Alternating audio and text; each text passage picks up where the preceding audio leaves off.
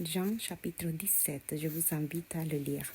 Jésus continue dans son récit d'adieu et il dit à ses disciples qu'il a demandé quelque chose au Père. Jésus a demandé à Dieu de les protéger, de les rendre saints, de faire qu'ils soient un avec Dieu. Si tu crois en Dieu, cette prière te concerne et elle est faite pour toi aussi. Même si Jésus n'est pas présent en chair et en os, il nous dit qu'il nous a laissé l'Esprit Saint, c'est-à-dire qu'il est avec nous partout où nous sommes.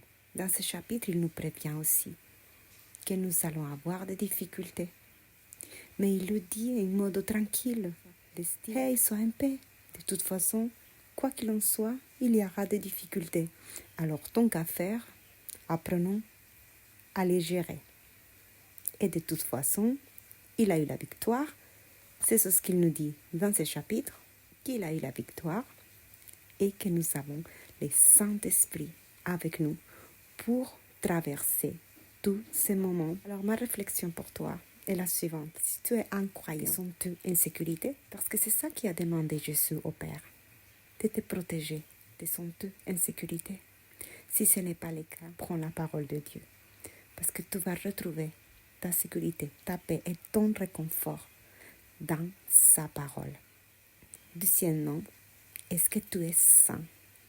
Tes yeux, tes oreilles, ta bouche, est-ce que tu es saint? Tes mains, même tes mains, tout ce que tu es.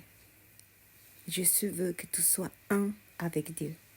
Même si on trébuche, même si on tombe, qu'on soit dans cette dynamique de se relever constamment, de nous retourner du péché constamment, afin d'être saint à nouveau. Fais attention à tes yeux, la lampe de ton corps, et souviens-toi que si tes yeux sont en bon état, alors tout ton corps sera bien éclairé. Fais attention à ce que tu entends. Fais attention à l'environnement dans lequel tu te trouves. Nous recevons avec tous nos sens. Et si nous voulons être saints et rester saints, nous devons faire très attention dans l'environnement que nous sommes. Donc souviens-toi que si tu es un croyant, le Saint-Esprit est avec toi. Partout où tu passes, la victoire, on l'a déjà eue grâce à Jésus. Maintenant, il nous reste à faire notre part, rester saint et plonger dans sa parole, où il y a absolument tout.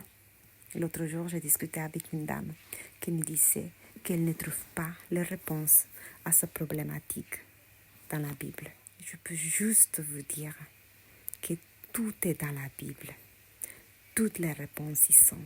Nous devons apprendre à lire la parole de Dieu avec un cœur ouvert à recevoir sa révélation.